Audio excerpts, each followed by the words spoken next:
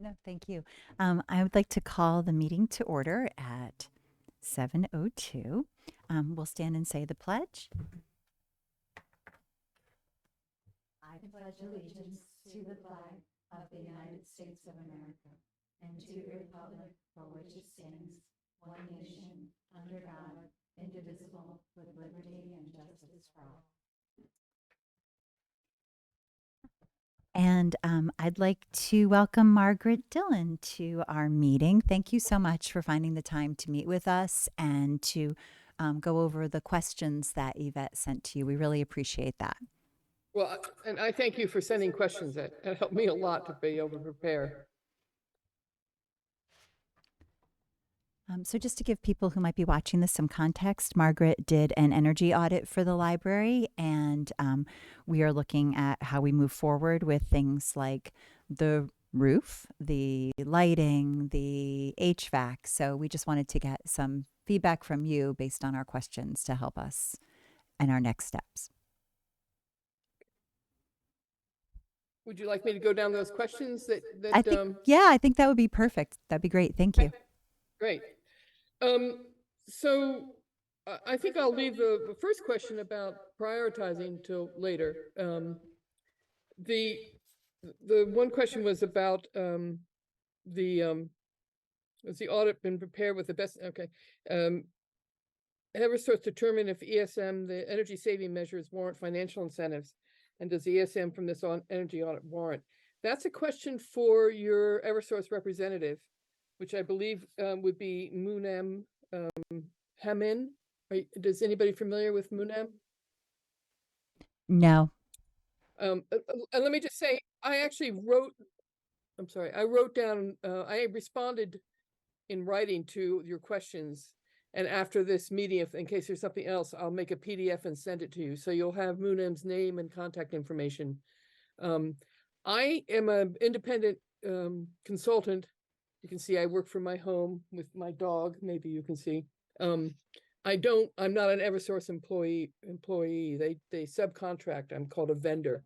So any questions about incentives or what Eversource's role in it, besides paying me to have done the audit, is really up to Eversource. And I believe Munem Hamin is your representative.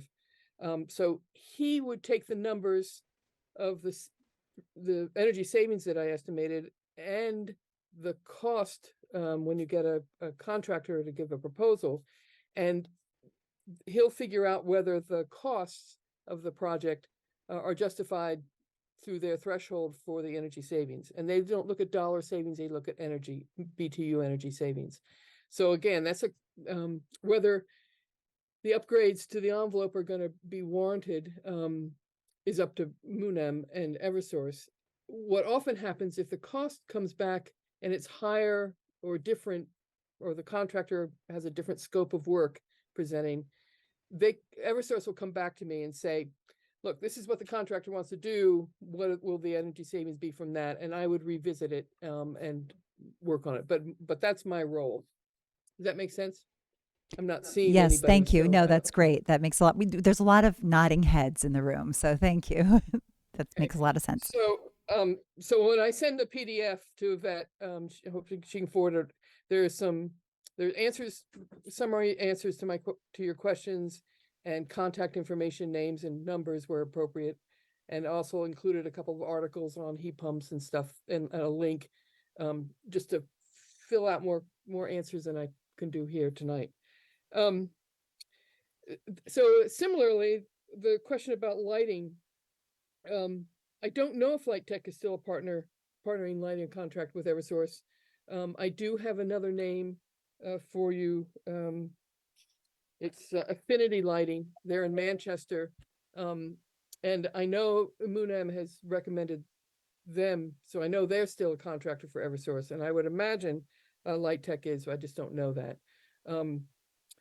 And whoever you contract to do the lighting upgrade, they should fill out all the paperwork that you need for the rebate. Their proposal comes with a list of, these are the products we're recommending. This is what the energy savings will be. This is the total cost less the 50% rebate.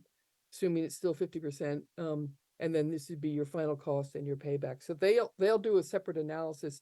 The analysis that I included in my audit was in a sense to be able to try to understand where's your electricity going, what is being used for, and also what that would do to the cooling load and how that might affect the cooling load. So my analysis was really about on the consuming end. I don't do the cost proposal cost because I don't do the installation. So again, that would be something to either talk to Moonem about, and Moonem can send out contractors, or you can hire the contractor directly. They at one point, and Eversources changes their rebate rules sometimes, so I want to be cautious not to promise something that they're going to do because I don't know if they've changed it. But they have on occasion, if you hire an electrician and buy the lamps yourself, they may honor a rebate as well. So the advantage of going through one of their contractors, even up front, is just to get a detailed proposal. And so that's what I recommend, either through Light Tech or through Affinity LED. Affinity LED makes their own lamps and equipment and controls, and it's a pretty neat company. I'm just getting familiar with it, but I've been impressed by them. So there was a specific question about life cycle of LED flat panel versus LED tube. That really depends on the actual product, either the tube or the panel. There are a lot of differences, like everything. On a good quality one, it may not make that much difference. I looked back through my notes today, and if I tested your lamps to see whether there's an electronic or magnetic ballast, I don't have it in my notes, and I apologize for that. I did have pictures, so I know you have T8s, fluorescent T8 tubes most of the place. If they're electronic ballast, you can just pop in a replacement tube, and it is less expensive typically. The advantage of going with either the panels or a new fixture of any sort is you have a greater range of color options. You have a greater range of controls. There's just, all the smart things that are happening now. Those new fixtures will allow for that kind of, those sort of advantages of smart stuff, like dimming and different kinds of controls. And again, I think Affinity Lighting. I'm getting feedback, or is somebody talking? Nobody's talking. A fan just came on. I wonder if that's what it is. Oh. Um, so all those questions are either from Moonem or for a lighting contractor in a way. But I will say that a good quality LED, not necessarily something you get at Home Depot, and they typically last about the same amount of time. They're long lasting. You just have more options if you go to a panel or change your fixture. And oftentimes a contractor will give you the option. Say this is the price for one option, and this is the price for if you replace the fixtures. Did Light Tech give you a proposal? They did. No, they did not. Oh, wait. I'm sorry. It was a long time ago. We would need to revisit that. Okay. Yeah. Okay. Well, I was wondering if Okay. they gave you an option or one of the other things. Um, so my response that I'm going to send you on the PDF is just for that question is just hard. I don't know, mostly. Oh, and the best time for you to apply for rebates in the term of available funds. That's what I said. It's hard to know. Earlier the better, typically in a year. But frankly, is anybody from the utility in the room? From Eversource Utilities? No, no. So, you may have followed some of the issues between the utilities in New Hampshire and the PUC, and they're back and forth all the time about what the rebates are, what the system's benefit charges should be. They submit a program and whether it's approved or not. So things are in flux, and so I don't even try to keep up with that. Sorry, but they have run out of funds in the past. And then in other years, they have plenty of money, but typically earlier in the year is safer bet. Again, those are questions for Moonem. So far, anybody have questions, or is this answering yours? Okay, I'm seeing nodding heads, so okay. Um, oh, and then the life cycle difference. As I said, not all tubes are the same, nor flat panels. Um, I think I answered that. So heating and cooling loads and how the changing lighting will affect that. Yes, lighting, people turning computers on, any electronic or electric device is going to add heat into the space. And so if you make those devices more efficient, you are reducing the amount of extra heat that goes in the space.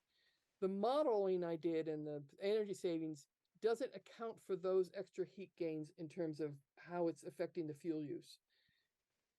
The more efficient equipment and devices, increasing efficiency does reduce the cooling load typically more significantly than it does reduce the sort of free heat that you're getting from those electronic devices.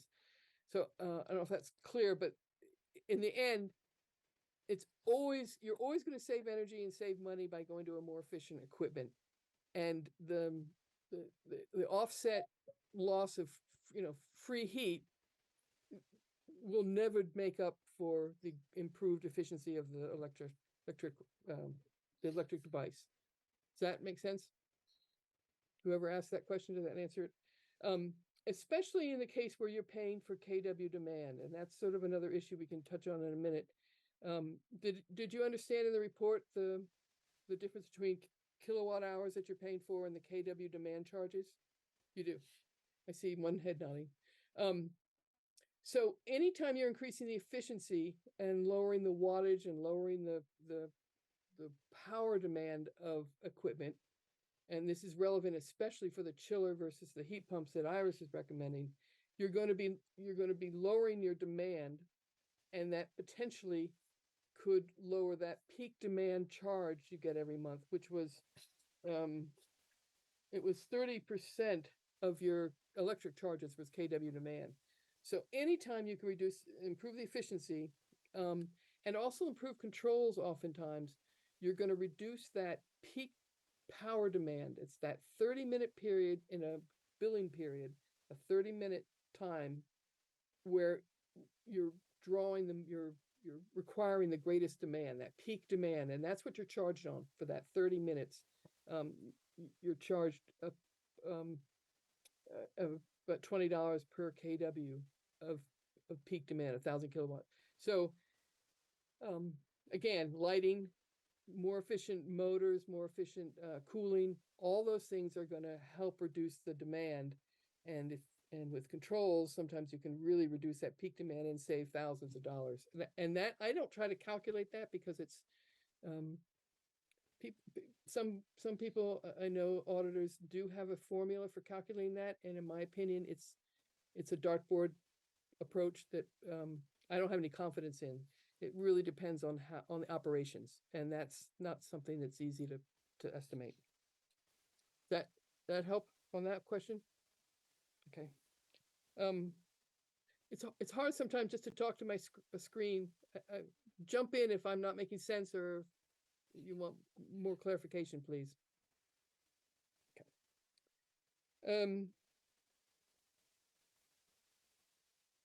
Oh, so heat pumps. I've in this PDF I'm going to send, I wrote up like a paragraph or two, and I sent an article that goes into a little deeper, and then I sent a link for somebody who really wants to know about the details. The link has several different modules of a webinar.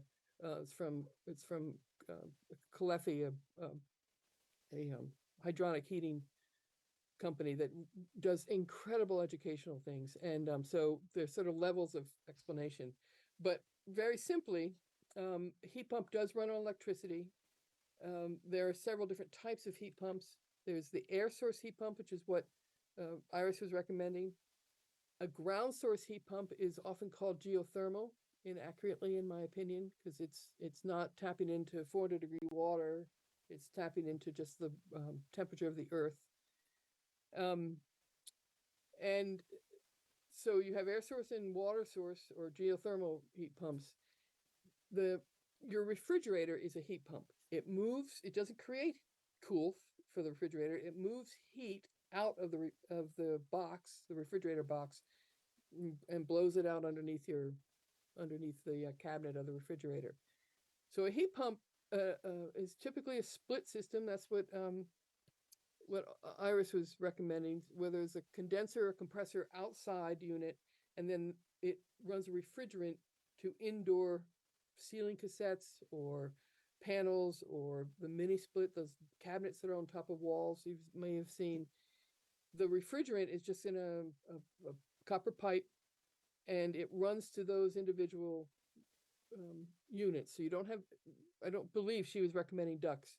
I'm maybe I should go over that again, but it's a duct. I think what she was recommending is a ductless system. Um, and perhaps I'm wrong, but either way, the refrigerant is what it's the compressor outside uses what they call a vapor compression cycle to extract heat from outside air. And that sounds counterintuitive, but the refrigerant, you can get heat out of 0 degrees outside if you compress it enough through this refrigerant, and the heat is transferred through the refrigerant to coils or to air inside. Does that make sense? Um, I'm not seeing nodding heads on this one, but so it's basically so We have a electric question. resistance heaters. Can I Yeah. interrupt you for 1 second? We do have a question for you. Oh, sure. Um, so does that, where the chiller is involved, if we did a heat pump, it does not require a chiller, correct? We would not Correct. need to I replace the believe chiller. that's, I think she was suggesting a VRF, a variable refrigerant flow unit outside. There'd be a compressor condenser that would replace that chiller. And I Okay. think she was planning on the same base. I just read through this. I was going to prepare more before this meeting, but I had to walk my dog for her evening walk, and she took off in the woods, so I didn't get back Oh, no.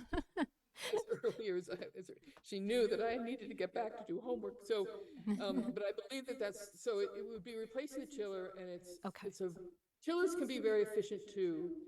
But in Iris's opinion, it was going to be less expensive to be put in a VRF, and it'd be more efficient, lower demand charges, and fewer kilowatt hours, particularly in the summer, which I believe is when your peak usage right now is now. So, so does that sort of answer your question? It does, yes, thank you. You do have, I believe there are some space heaters.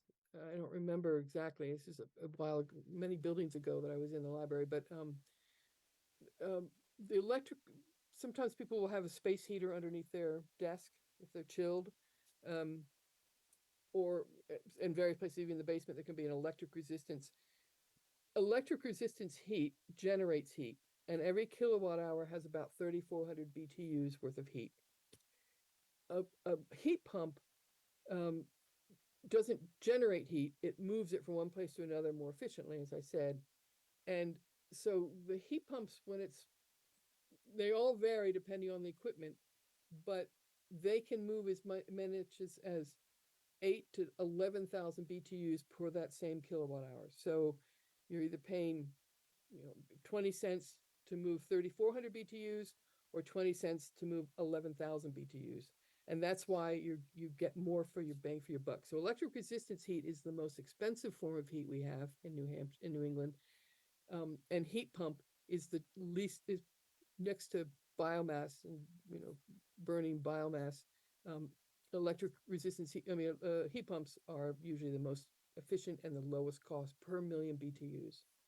So that's my plug on that. And plus, it's part of the electrification. There are incentive programs available now through the Investment Recovery Act and through CDFA programs where the nation is moving towards electrification, and then renewable energy on site or throughout the grid. So this is a good time to convert to electric to heat pumps. It's sort of the trend. It's where the nation's going, and so it usually makes sense, even though it's going to be expensive like anything replacing the chiller. I think I always thought it was going to be less expensive. I don't know if that's still true because heat pumps, the prices have been higher than we thought in installation, but it really is the most efficient approach for the future. Um, so um, I do have somebody to recommend for insulating above the ceiling in particular and doing the weather stripping I suggested. I can't, Eversource doesn't like me to call out or recommend particular contractors, so I can't do that in my report. I often do it in an email following up, but so if I didn't do that, I apologize. But the fellow's name is Rich Burns. His shop is his firm is called Shakes to Shingles, and I will send Yvette the phone number. So I would recommend he go take a look at that ceiling above the the room that I've forgotten the name, the Lowell room in the librarian's office. Um, that ceiling really, I would prioritize that. Going back to that first question about prioritizing, if you need to replace a chiller right away because it's leaking, absolutely. And I believe the refrigerant is an old refrigerant that you can't replace anymore. So that makes replacing the chiller with something a priority. But but improving that envelope is going to improve the comfort of those rooms, and it will it also reduces the load, so it's not going to take as much energy to heat the space. That space is still basically uninsulated, I believe, walls, and there's quite a bit of glass, so it's never going to be a warm, cozy space. But insulating the ceiling is almost always and putting air barrier and insulation, effective layers of insulation, it always makes a difference in terms of reducing even the drafts and the air leakage that comes from the windows. It's like wearing a good wool hat. It makes a big difference to the comfort of a room and to the amount of energy needed for heating and cooling. So I mentioned before there was a question about a recommendation for another line contractor, and I have Affinity LED in Manchester, and I'll send that contact information along. And on air quality, I read Iris's comments about air quality. I don't believe, and forgive me if I'm mistaken, I don't believe there's an issue with either asbestos in any of the pipes. I think they've been all re-insulated. Is that true? No, for testing for air quality, typically you need to know what you're testing for. It's for somebody to go in and just they need to know what they're testing for, and unless you know you have a particular contaminant, like sometimes old libraries have had bat guano in the attic. I didn't see any of that. Asbestos around pipes, insulation, lead. Unless all the windows have been replaced and the doors, there may be some lead in there. But lead is really an issue when it flakes, when there's surfaces that rub against each other and make dust. Asbestos can be an issue, as can bat guano.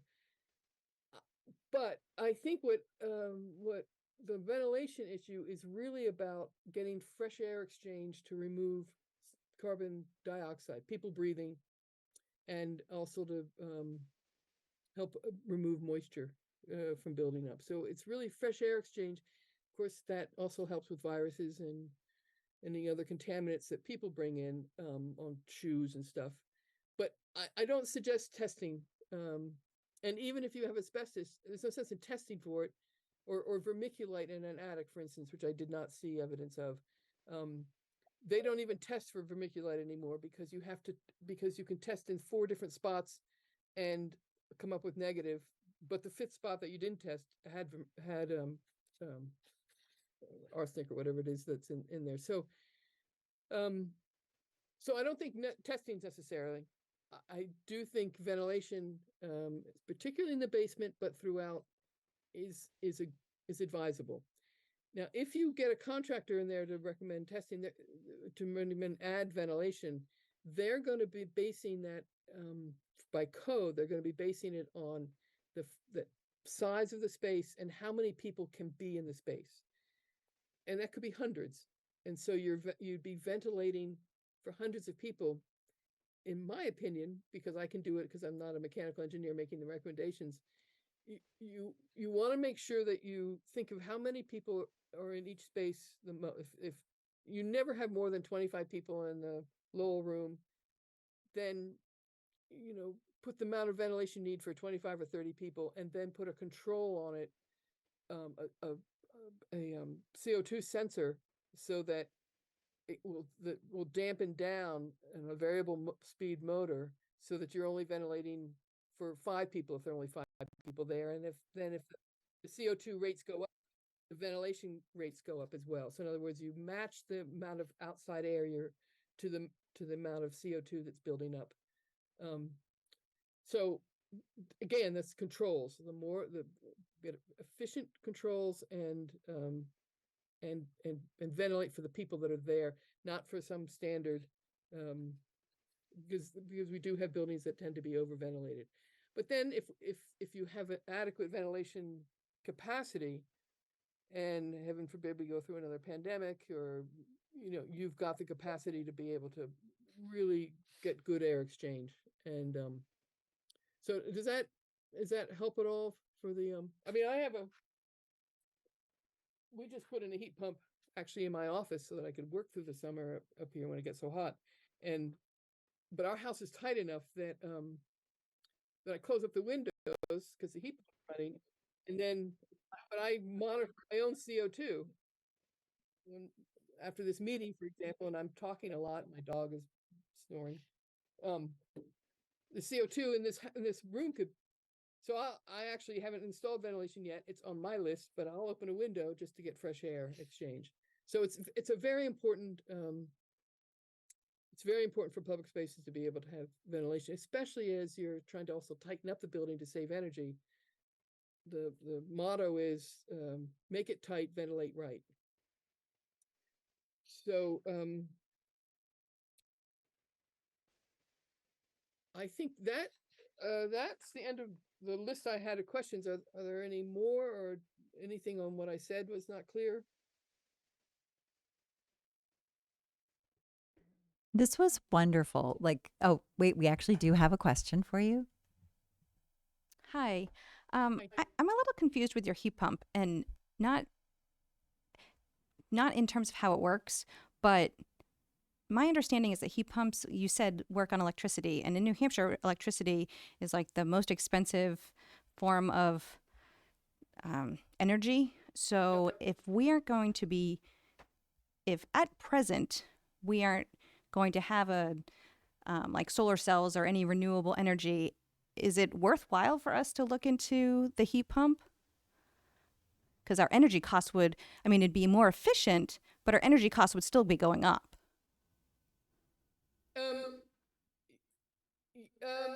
Actually, I mean, well, you're with you're with Eversource, obviously. So again, it comes down to when you're comparing energy prices for heating, for instance, and you're on. I have your report here. Sorry. I used to be able to keep all this stuff in my head for a year or two, but no more. All right, you're on natural gas, which is right now is less expensive. And I did do an analysis based on electric prices then. It comes down to natural gas, how many BTUs you're getting out of a therm, about 100,000 BTUs, and how much does that therm cost? And then how efficient is that system? And as I say, electricity is so much more efficient that it is still now cheaper than oil or propane.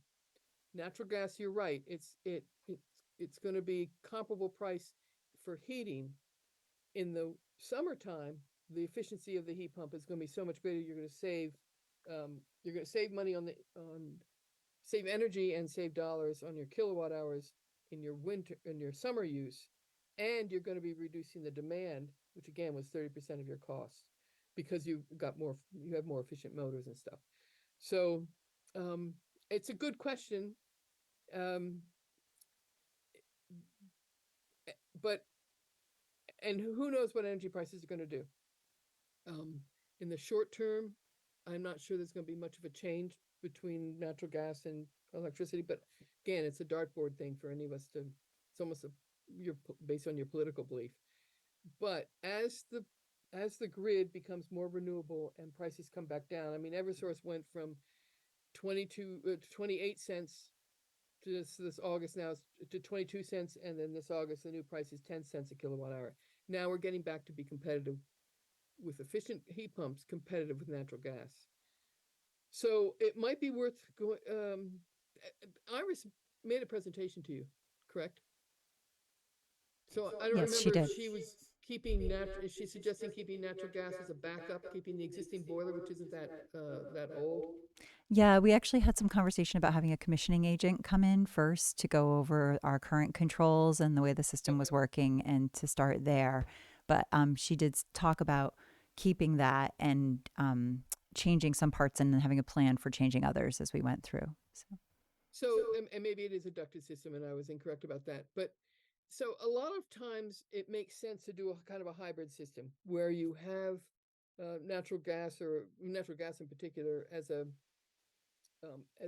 backup, and you can use those controls to use heat pump when it's above 25 or 30 degrees outside, when it's extremely efficient and therefore more cost effective, and then convert to natural gas, either if the price drops of natural gas or the price of electricity goes way up. In other words, you have the option of either fuel.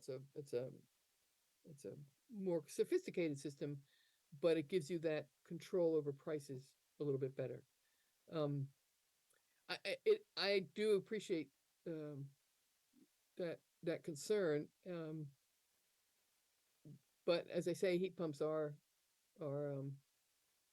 it's the future. It's just when you want to get on board, and you could wait 10 or 20 years. But if you're making the investment now, and you can get some assistance through CDFA or somehow use the tax credits, because I think the tax credits for converting to heat pumps are available for municipalities. It's a straight out credit on original. In other words, you don't get the tax credit.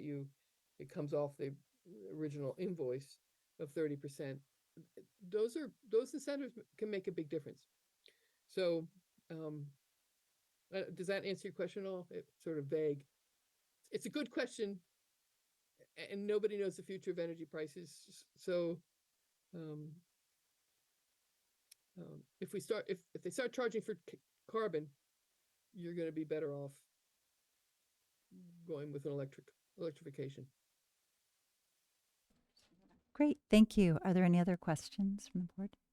No, thank you so much. This was really helpful. We really appreciate it. And it was really wonderful that you're making that PDF to send to Yvette. That will be really helpful. So thank you. Well, it's sort of a summarize of what I said, just my own notes. But Great. if you get it and then you have other follow-up questions, Yvette can share my email, and or I think somebody emailed me from the board. I'm always here at the computer, so I can respond more detail if you need.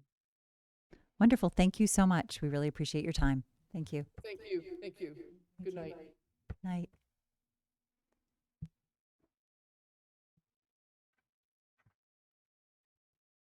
Great. That was really wonderful. I think a lot to process. Before we move on, I do want to thank Justin for setting this up for us. So thank you very much. We really appreciate that. Thank you. Okay. Does anybody have any comments about that, or we want to just like look at that PDF that Yvette gets and kind of think about it? It's a lot of information, and I think for the people who are new to the board, you're missing the part where we met with Iris. And so this was the initial report that came our way. And then we met with Iris, and I was saying to her, Iris recommended that we get a commissioning agent in. So before we do anything, we're going to look at the current system, which we believe is not functioning properly and probably hasn't been for a very long time, and see what controls can be changed and things that can be done to make the current airflow and the way that the system works be more efficient. And then once we know that information, we could look at what we're going to do for a chiller heat pump. But, if current parts of the system that we have are working properly, she's like, why wouldn't you just keep using that and then have a plan for, okay, we're going to be phasing out this and changing over these fans or doing that sort of thing. So the commissioning agent should give us a more comprehensive understanding of what we're working with. So, okay, great. All right. Well, does anybody need a break, or should we just move on to July action items? Good? Okay, great. So July action items. Let me get to those. Here they are. Okay. Yvette was going to get a quote from said commissioning agent. Have you gotten a quote from? No, I haven't heard back yet. Okay. I was going to share the energy audit report, which I did. I was supposed to reach out to Joanne regarding t-shirt orders, and so hopefully you guys were able to get in touch with her and give her that information. Janet was going to send a request to the trustees of the trust funds. Which I did. I was going to reach out to Nelson Disco to let him know that Karen will be the representative, and I did for the town center committee. I did that. Jen Stover was going to request an updated quote from Scott Livernoise for replacing the slate roof. We don't have one yet. Okay. And Jen was going to check on the status of a plumber to fix the draining situation, and you gave us some quotes, so that was all done. Okay, great. All right. Anything else for the action items that I missed? Okay. SMP, that's the architect, just a placeholder on there. The next item will have some conversation, the strategic plan. So last meeting, we had Deb Hoadley go over the strategic plan with us, and there were a couple of things that we wanted to talk about today, a strategic planning process, I should say. One of the things was if we wanted to have a strategic planning committee made up of trustees and staff. So that was a question for the board. Thoughts? Anyone? Yes. Okay. I think it Okay. makes sense. So yes, and then we would need to have people who would be interested in participating in that. I think Robbie had expressed interest. I don't know if anybody else would be interested, and Ruth Marie would be interested. Great. The other thing to think about, and I don't know that we need to come up with this right now, was if we wanted to look at the cost of the plan and ask Deb to write the plan for us, which I think is a great idea versus her doing all of the work and helping us through this process and then saying, here, Yvette, we now write the plan. We have someone who that's her job. That's what she does, is write strategic plans. So to my mind, I think it's a better use of your time and our funds to have the expert write the plan. So I don't know if people have any thoughts on that. Or... I do too. Okay. So I don't know that we need to vote on that right now. Although we could, just so we can let her know that that's in the intention. So there were a couple of things that were optional on her estimated costs. The writing of the draft plan was $3,000. The other thing that that she had highlighted actually was the third meeting with the community focus group, but I think that's something we can determine as we go through the process. So those were options. I will make a motion that we hire Deb Hoadley to write the draft plan for us. Second. For a cost of $3,000. Okay, Janet seconds. Any further conversation? Okay, all those in favor? Oh, yes, 5-0-0. Okay. I don't know if we do the alternate abstains. I'm not sure how that actually works. It's a whole new world of alternates. So yeah, you just say it's a 5-0-0. 5-0-0. Okay, great. So those are the two things I had for the strategic plan that I thought we needed to still discuss. So yeah. I have a question about it. When I read through it, it said it was going to start in September.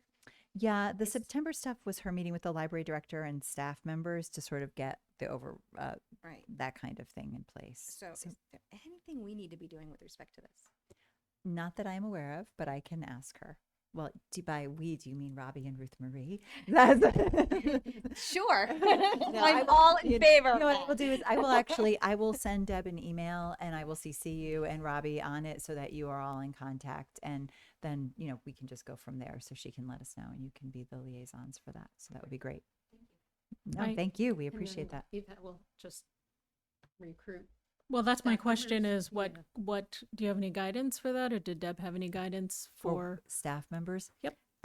It just said, I mean, she's going to talk with you and other key staff members. So I think that that's going to be for you to consider, like who you think might be interested and which positions you think should be represented on the committee. Okay. I don't know that I have any strong feelings. I mean, department heads are an easy, one, but I don't know if there's other staff members who you think. And does anyone have any thoughts Maybe on that? getting an idea from her on how much time is involved. Okay. Then you'll see who's actually available from staff to have that amount of time taken out of their schedules. So. Okay. And I also think if you look at the level of the organization, there may be information that people who are directly working the front desk or some of the other areas who could have input Mm-hmm. that maybe in a focus group or something, whatever she would recommend, but it would be helpful. And that way she could say the exercise was completed through the entire organization. Mm-hmm. Okay.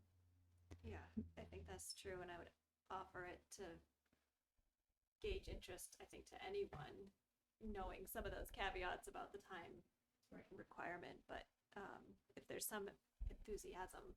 I think there's going to be enthusiasm from all 20 staff. Oh, wow. That's why it's like Oh, I see. narrowing it down is Yeah. going to be. Well, I think with that suggestion, it's like, okay, so here's your main people, but we're going to have that focus group, and Okay. then everybody could have the I input. bet there's She could ways, divide up yeah. the way, so she Yeah. could do maybe a survey, or she could do a small focus group with a majority of people. There's a lot of ways she could decide how to she would include everybody.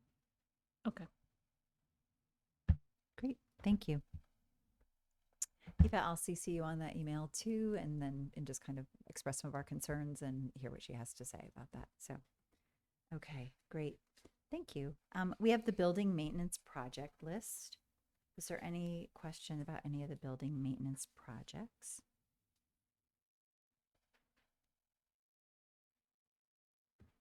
No? Okay.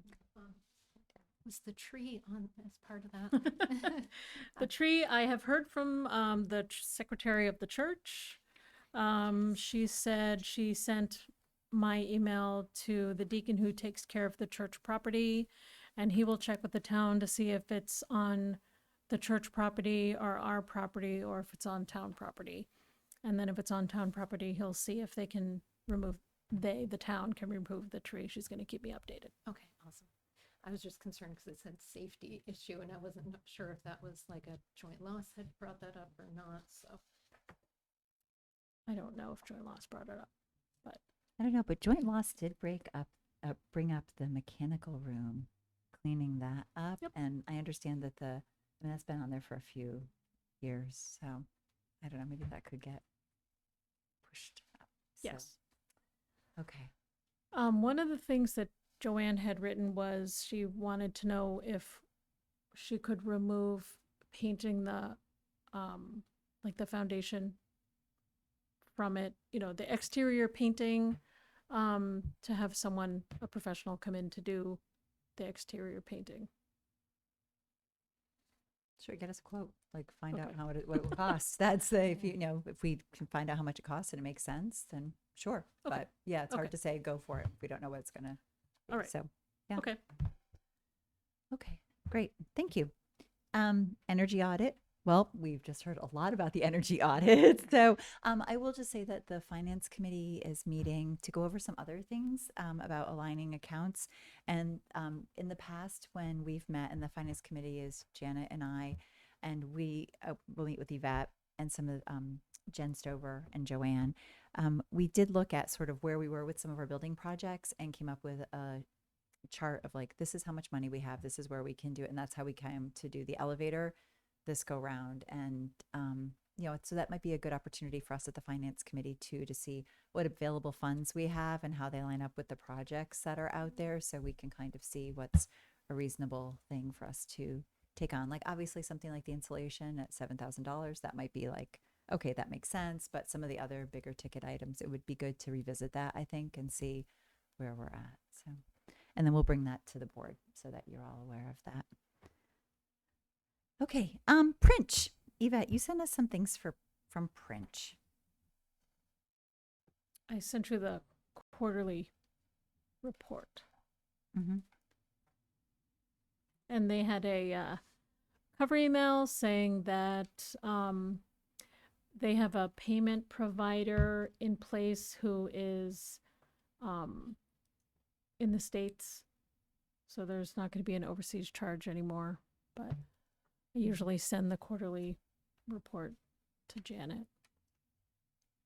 So since can we take that off of old business, Janet, or is that still something that you want to have revisited every once in a while? There's they sent that letter that talked about how they're moving to that new payment. Mm-hmm. Whether we wanted to be on like the first go around people or wait. If I read it correctly. My suggestion is to wait, partly because, or mostly because our renewal is in December, and I'd like to give us 2 more months to figure out where we are in terms of how the system has been working. Okay. So. All right. Any questions about Princh? I tend not to be an early adopter of those new processes with vendors either, but it depends. But sounds good. Great. New business. We're moving on to the budget, general ledger, invoice manifest, and open POs. I know, Janet, you had some questions for Yvette. One was that some of the POs, the numbers were inaccurate, but Yvette, you corrected that, and that's all set.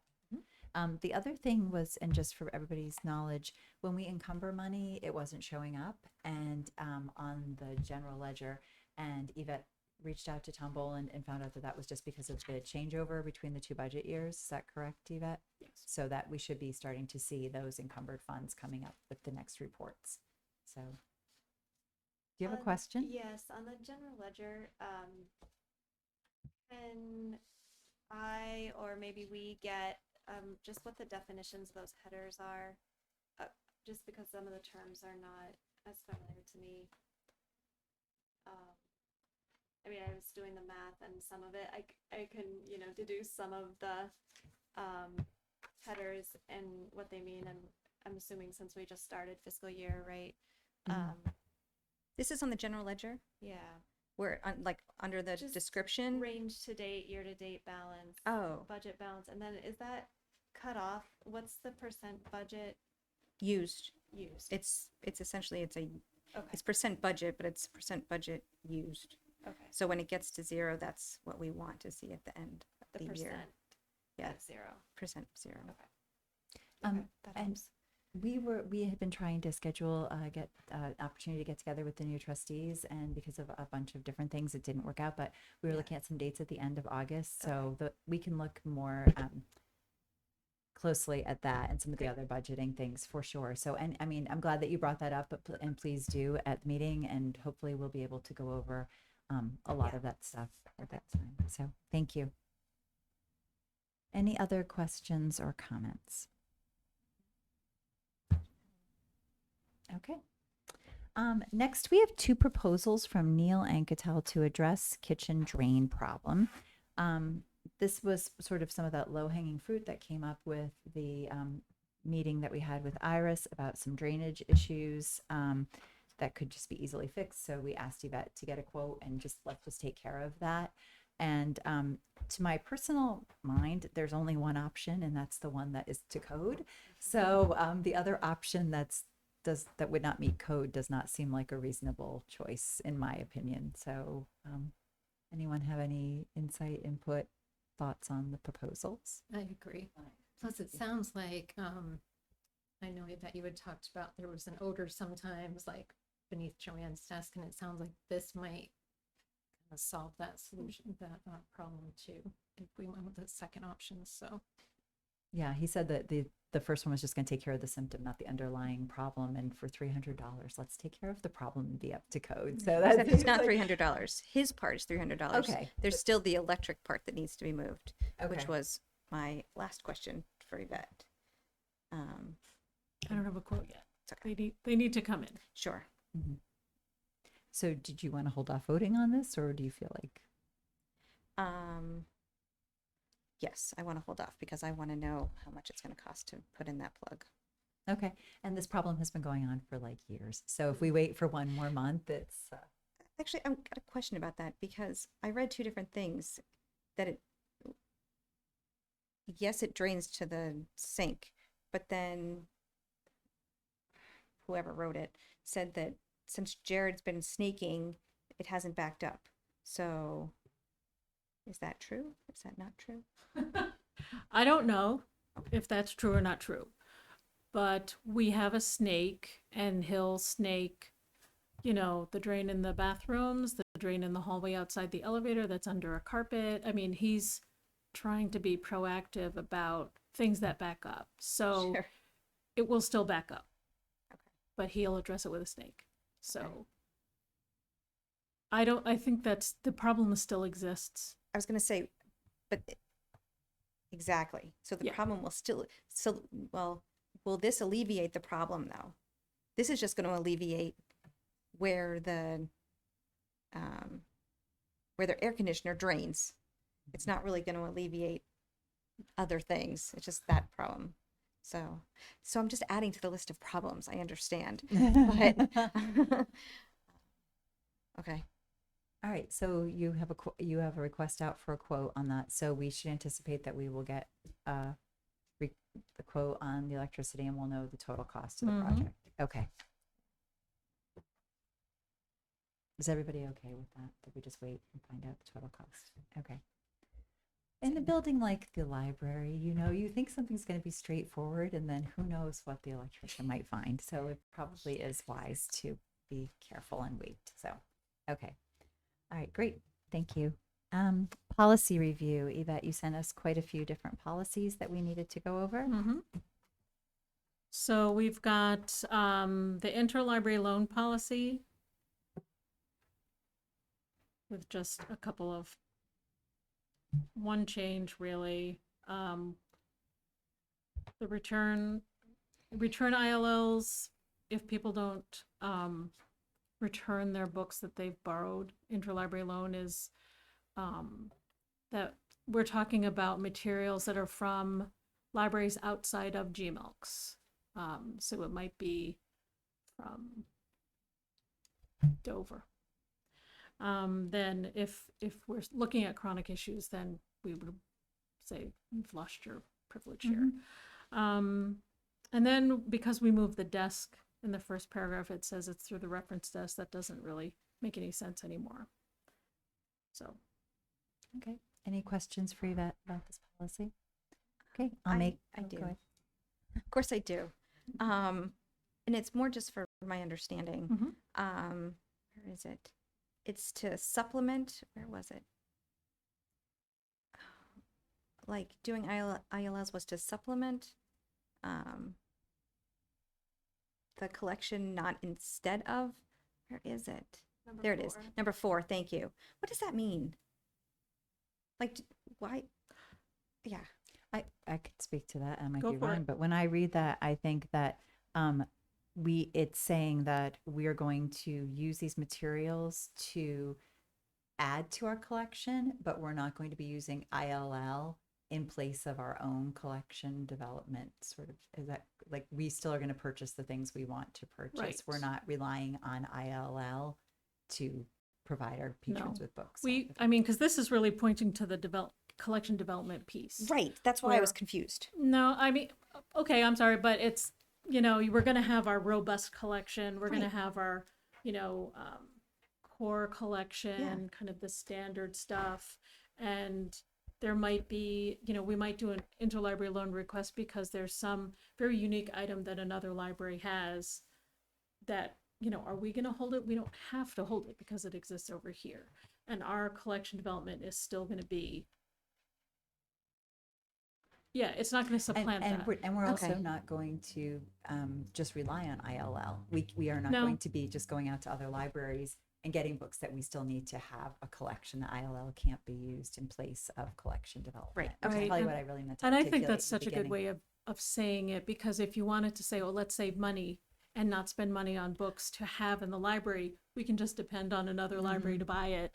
Mhm. That's really not a good use of tax money. Sure. It's not great. It's not sustainable. Mhm. You know, this is definitely a supplement. You know, a lot of the ILL is for book groups. Right. And if you're at the desk and you're where the supervisor desk is, we have a bookcase just above us. That's all the book groups, you know, for the library and ones that our patrons host in their homes. So that's really the bulk of what it is. And then we still have, you know, those kind of unique items that someone comes across that, you know, oh, I can't get it through Gmilks, but oh, I see it's over here in, you know, some other library and I can ask for it, or out of state, you know, so it is definitely supplemental. Good. I just want to clarify. Yeah, no, that's great. Well, that's a good way of saying it. Okay. Good. So I'll make a motion that we accept the interlibrary loan policy. Thank you. Any further discussion? Okay, all those in favor? 500. Thank you. All right, disc cleaning policy.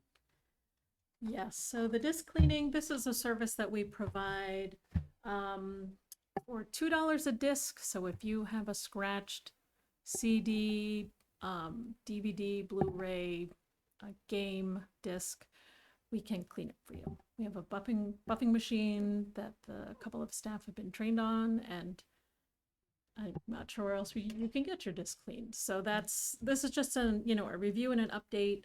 Alyssa made a couple of changes. Oh, per disc. Right. Good Mhm. clarification. Yeah. Okay. My Okay. only question was whether or not you wanted to put examples, if there's any limits on types of discs like you just mentioned, or does everybody just know what types of discs there are? But if it's clear enough, I'm okay with the way it's worded. No, it's pretty clear. Okay. Yeah. Okay. Right. I'll make a motion that we accept the disc cleaning policy in form. I'll second. Okay. Any further discussion? Okay. All those in favor? 500. Okay. Appeal of library charges form. So this is something that we put in place in 2021. So it lists a process if a borrower, you know, wants to appeal their charges for lost or damaged items. And this is, again, we've been using it for a while. And Alyssa made changes based on the use. So she added parent guardian name.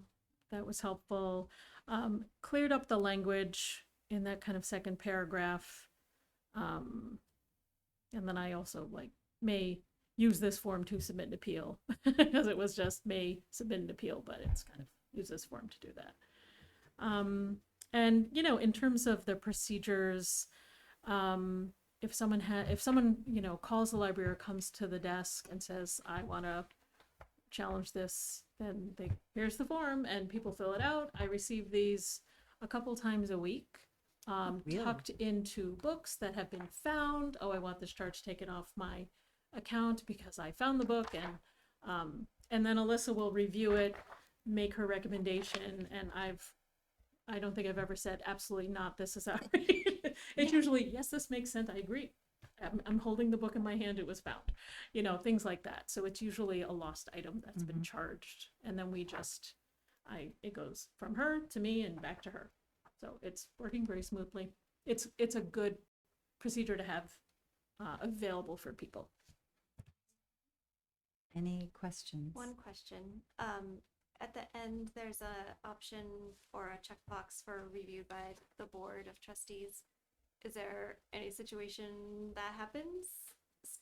Or I mean, it Not doesn't yet. sound like it. Not yet, but Yeah. we always want to have that as an option because Yeah. if someone really is, I mean, we have another appeals for, a policy where, you can always, a patron can always, if they disagree with a decision the staff made or I made, then you always can go above to the board and appeal to the board. So to include that in here makes sense because it aligns with our I other see. policy. Okay. I'll have to read the rest someday. And this form works for you, like as far as what you're doing, the staffing? Yes. Okay, great. Any other comments or questions? I love hearing them, I will just say, because, some of us have been on the board for a while. So we're like, oh, that policy again. So it's nice to hear Yeah. people come in with a different perspective and look at it differently and ask questions. So thank you for doing that. Okay. I will make a motion that we accept the appeal of library charges form. I'll second. Okay. Any further discussion? Okay. All those in favor? 500. Great. Thank you. Thanks, Yvette. Mm-hmm. Okay. Now comes the time when you're really on stage, Yvette, the director's report. Dun, dun, dun. Yvette, share your report with us. Let's see. Okay. We have a lot of gifts to yes. accept. It's so exciting. Okay, so I'm just going to go through the gifts first, and the procedure we have is library trustees vote to accept any gifts we receive, and usually there's some directive or not given by the patron or by the donor. So first, we received a check in the amount of $60 from TD Bank's Affinity Program.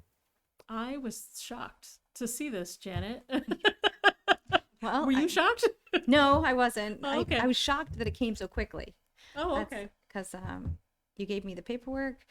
I didn't even leave. I just opened it and went and I saw, who did I see? Stephanie. Mhm. She signed it. I mailed it, but so in that sense, I wasn't shocked that it was coming. I was shocked to have the initial paper that said, "Hey, you have this unclaimed Right. $60." I'm like, what? I thought we did this. We did. Okay.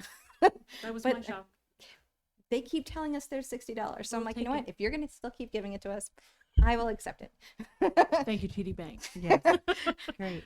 Okay, so I will make a motion that we accept the check in the amount of $60 from TD Bank's Affinity Program. I'll second. Okay. Any discussion? Okay, all those in favor?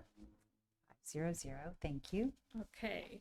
And I have a CD donated by a musician and resident Beverly Rush. It's her music CD of original music entitled Heart's Desire. We'd like to add this to our collection, and we have some of her music already. Okay, I'll make a motion that we accept the CD from Beverly Rush entitled Heart's Desire. Second. Okay. Any further discussion? Okay, all those in favor? 500. Thank you very much. Okay, we've received an assortment of stickers, pencils, and other miscellaneous prizes giveaways valued at $25 that we would like to accept and have available for our youth patrons, donated by resident Samantha Diggins. She's also a former children's employee. I'll make a motion that we accept the stickers, pencils, and other miscellaneous prizes and giveaways from Samantha Diggins. Thank you. Any discussion? Okay, all those in favor? 500. Thank you to Samantha. We received a donation of musical shakers and a carry bag from resident Katie Gagnon. We would like to accept these to use in youth programs. Oh, great. I will make a motion that we accept the donation of musical shakers and carry bag from Katie Gagnon. I'll second. Thank you. Any discussion? Okay, all those in favor? 500. Okay. We've received a framed lithograph entitled Twilight 2, It is a Landscape, signed by artist Arnold Alanis from resident Patrick McGrath. I will make a motion that we accept the frame lithograph Twilight 2 by artist Arnold Alanis from Patrick McGrath. Thank you. Any discussion? Okay, all those in favor? 500. Thank you. And we received 15 potted spider plants from the Merrimack Garden Club. They had their sale on the 5th, and they had some painted pots with plants they wanted to donate as summer reading prizes. And we would like to use these for any age. Okay, I will make a motion that we accept the 15 potted spider plants from the garden club. Thank you. Any discussion? Okay, all those in favor? 500. Thank you. Okay, we've received a box of mag formers from resident Nicole Arp. We'd like to accept these to use in the children's room. I'll make a motion that we accept the box of mag formers from resident Nicole Arp. Second. Thank you. Any discussion? Okay, all those in favor? 500. Thank you. And we have received a copy of Dragon Breath 2, Attack of the Ninja Frogs by Ursula Vernon from resident Isaac Bernier. And we'd like to accept this to include in our juvenile collection. Great series, by the way, but I'll make a recommendation that we accept a copy of Dragon Breath 2 from resident Isaac Bernier. Any discussion? Okay, all those in favor? 500. Okay, great. Thank you to everybody for their generosity. Did you want to talk about personnel? Sure. Okay. I had submitted a proposal from Alyssa about, and now we're in possibly, so I don't know if I need to hold this over for next month. We're having a challenge finding candidates who are available for all of the 18 hours. There are certain blocks in the middle of the day that people aren't available for, but we still have shift changes and times when our staff take their breaks and still need coverage because it's in the afternoon. It's still very busy. It's that 2 to 3 o'clock hour when people are getting out of school. So one of the options that Alyssa thought might work would be to split the 18 hours into 2 positions. And then we can kind of move the coverage around in a different way. Right now, I have an interview with someone for next week who is okay with all the 18 hours. So I don't know. I mean, I think we were just getting a little bit nervous, and I sent the packets out Saturday. And then they ended up interviewing someone and saying, oh, this one might work, because all the candidates had said, I can work this and all the Saturdays. Okay, but we also need you here, so it's definitely a challenge. Okay, so, I think I will hold this to next month, okay. but I put it in the packet because it was a maybe, but we'll just hold it. Okay. I had given you a check. This is the thing under, Jen had added this because she was helping me with the packets. We're requesting $30 of passport money. When I got the invoice from Crown Trophy for some of the nameplates, they had listed the nameplates and the holders separately, and I didn't see the way the invoice was laid out. I was just looking at one number and not the second number, and then the total at the bottom. So we still owe them $30, which I gave you a check for, and that's this. And it will come out of passport money. So if you want to vote on the full balance, that's fine. Yeah, and just any money that comes from the trustee accounts that the staff needs, we have to vote on. So. Right. I'll make a motion to approve the $30 of passport money for the remaining balance of invoice number 134916 for the nameplates. Thank you. Any discussion? Okay, all those in favor? Oh, Karen, 500. It's a force of habit. But Karen approves of the idea too. So 500. Great. Although I think, I appreciate that you brought this to our attention. Isn't there like that you have some license to spend a certain amount of money? Yeah, but Jen was covering for me and she didn't know. Okay. So I left it in the report. And I It think was too, like, if there's anything like that's this, it's fine. good that you brought it because Yeah. it was something we already paid for. So then there might have been a question of like, well, why Sure. are you doing others? So, I think yeah. it's fine, Okay. Great. I'll send the check tomorrow. Okay. We'll be all paid up. It's signed. Yes. Um, So I don't know if you have any questions about the report, but I do want to highlight under youth services. I just want to mention something under Yes. action items that we're waiting to hear back from Paul McCallie. So that's still Yes, on yes. the table. And so. I got your email about some dates next week, and I'm following up about that. But I had also reached out to Becky to say, okay, can we just look at September and see what That's fine else is too. happening? So Yep. we have a couple of options, but Okay. So hopefully Paul I'll will hear give back us from some her dates tomorrow. that work and we'll find something. Okay. Yeah. I'd really like to see the slate roof quote and the Yep. what is it, the commissioning agents. Yep. That's been Yeah, on. and if you get those, can you send them to us before the packet too? Yeah. That would be great, I think, to get those things ahead of time to review. That way, if we have any questions that need to go back to the vendor Mhm. before the meeting, people can get those answers so that we can. Okay. Yep. So I did want to highlight for youth services, summer reading ends at the end of this week. The final concert is tomorrow, and then there's a teen escape room on Saturday. So the community has earned over 1,200 badges. This is all of the levels of summer reading for infants, children, teens, and adults. And the Friends had set a goal of 600 badges, so that's double what Wow. the goal the Friends had set. And the Friends had said that if the community of readers reached the goal of 600 badges, they would make a financial donation to the Natticook Day Camp Scholarship Fund. And that is something that helps kids go to camp right here in Merrimack at Wasserman Park.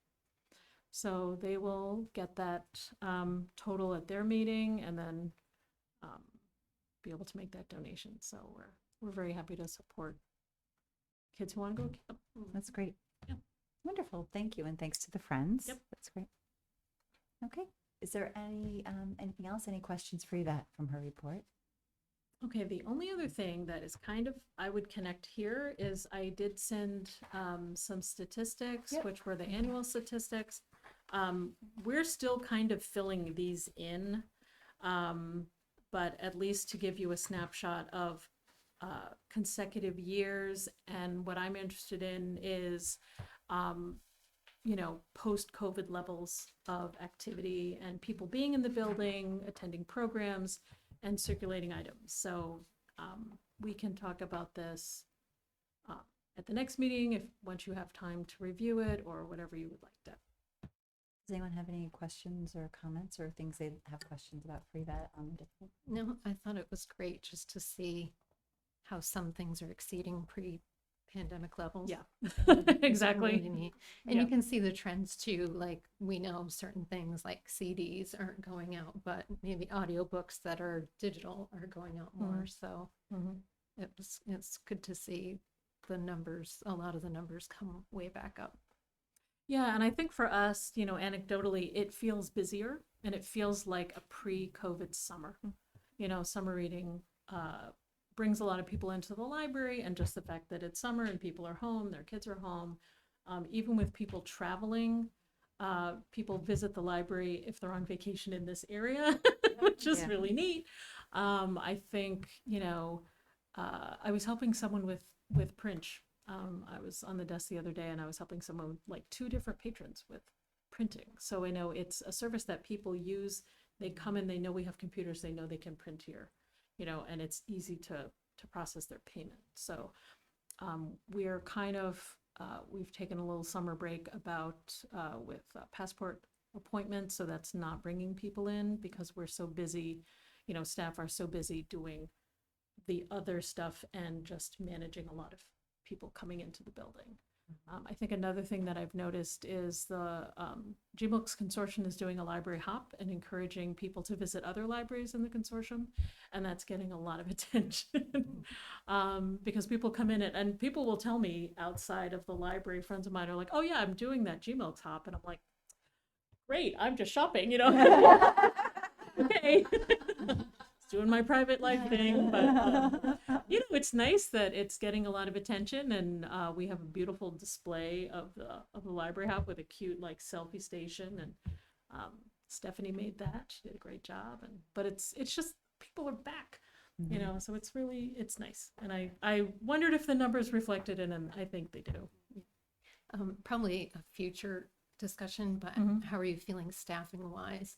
I mean, obviously things have been reorganized, so it's not the same as it was prior to the pandemic, but are you feeling like we're short on staff now Yes. because things are back up? Yes, and that's something we're starting, you know, I sit with the department heads, and when they tell me things, I know I'm covering the desk more. I used to just not cover the desk, and now it's like Monday morning, guess where I am?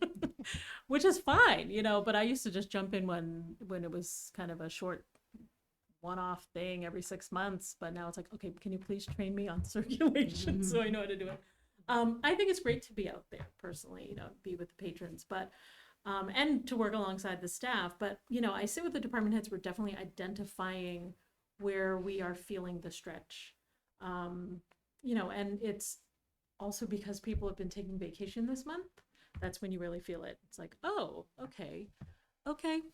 You know, I mean, but you know, we're busier, and we're seeing it, and the numbers are reflecting it, and I think experientially, you know, we're seeing on the desk. And so, yeah, we were making notes. We'll bring that to you when we start talking about the budget. Yeah, that's what I was So, just gonna say. that absolutely. If you Oh, yeah. keep updating us on this as we get closer to the fall. Oh, yeah. Yep. Okay, great. Anything Okay. else? No. That's it. Okay. Any Great. questions for Yvette? Okay, great. Thanks, Yvette. Sure. Treasurer's report. Okay.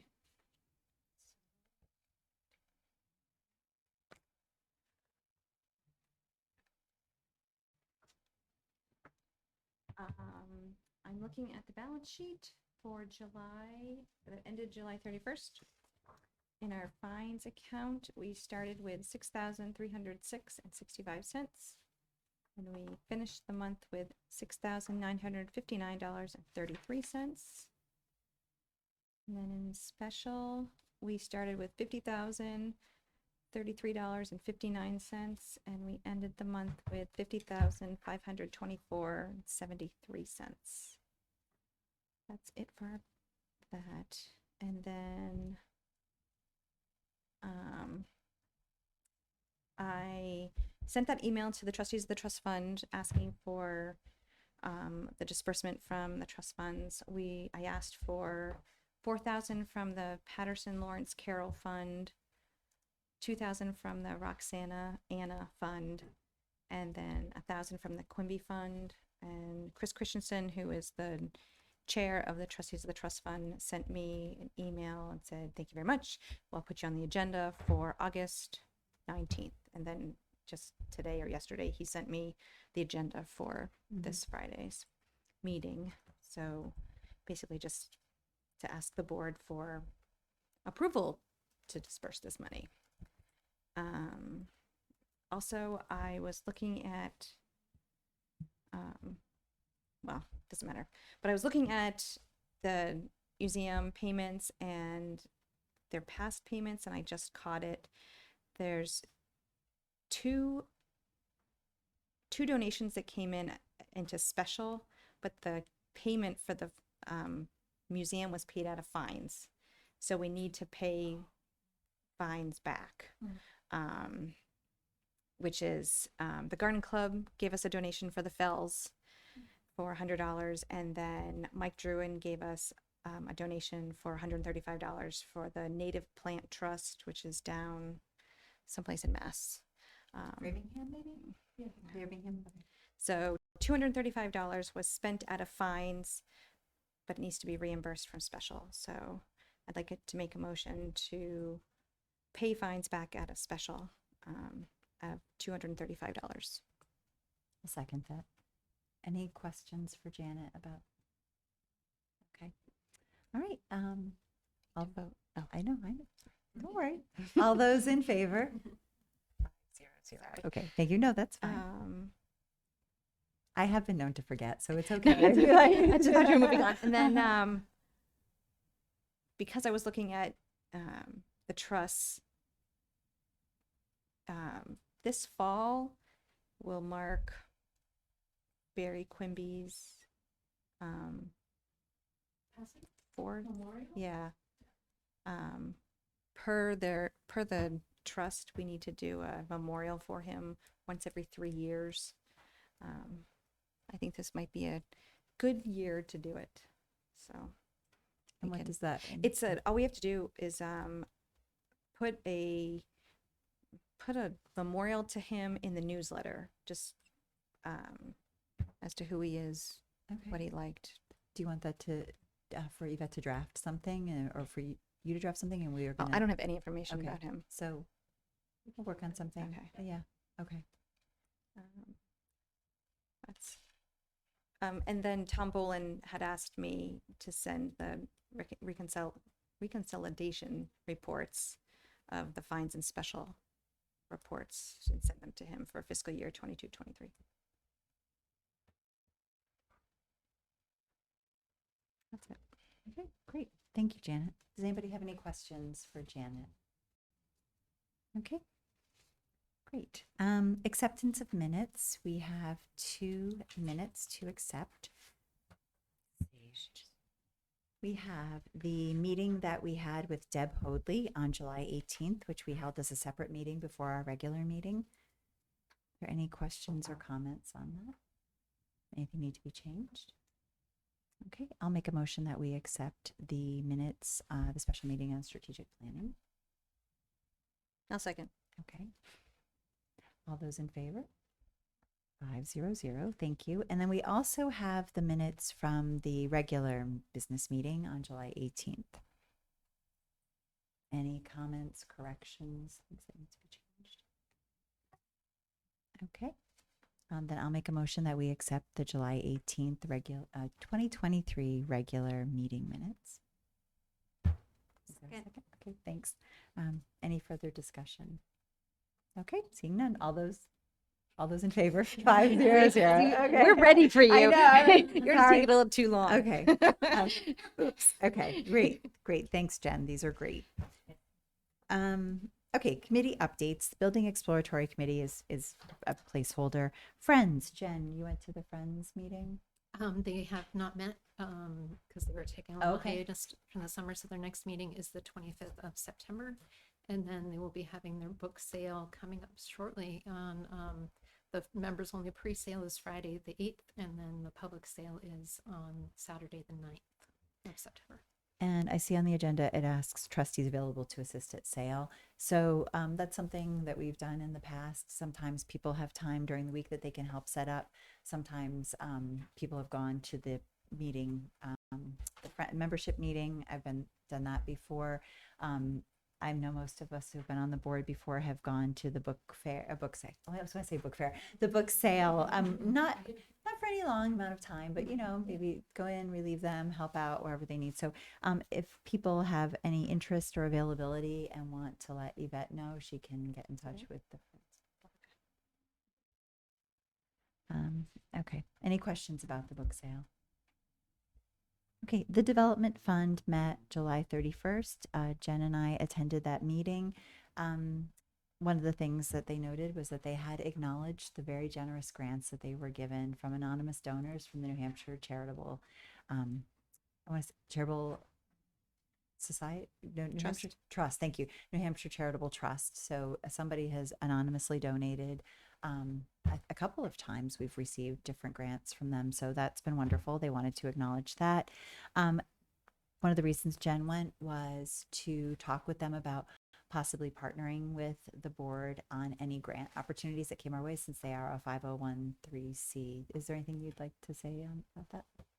It seemed quite receptive, and a couple of the members said that they would be willing to assist in some grant writing. So I think next step is for me to learn more and meet with Yvette too about what's been done in the past and what we can do, and then kind of form a plan of kind of moving forward and helping out. Great. Yeah, so that was really exciting. I think that was really all. I think they'll be meeting again. Gosh, honestly, I can't remember the exact date. It's probably, was it November or December? I can't remember. They're trying to time it right so that they get their quarterly reports in, because this one was very close to when their quarterly reports came. So they wanted to make sure that they had plenty of time to receive those and get them out. Okay, town center. Karen. I did. It was fun. The town center committee, met, no, thank you. He knows the right questions to ask. The town center committee met on the 11th, and, there are some things that are finally starting to happen. The Sauhegan Trail, which is a walking trail through the center of town, is breaking ground in October and is actually going to finally be built.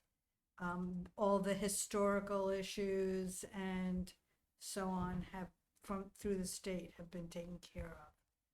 So you'll see some construction trailers in the park, Watson Park, and so on, and that's to support the building of the trail.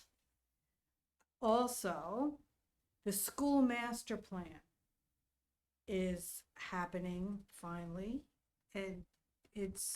and they have they're passing out maps, overhead views of the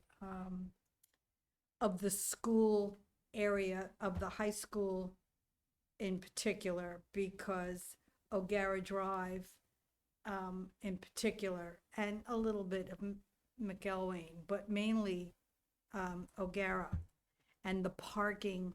They've taken the Blue House down. It's gone.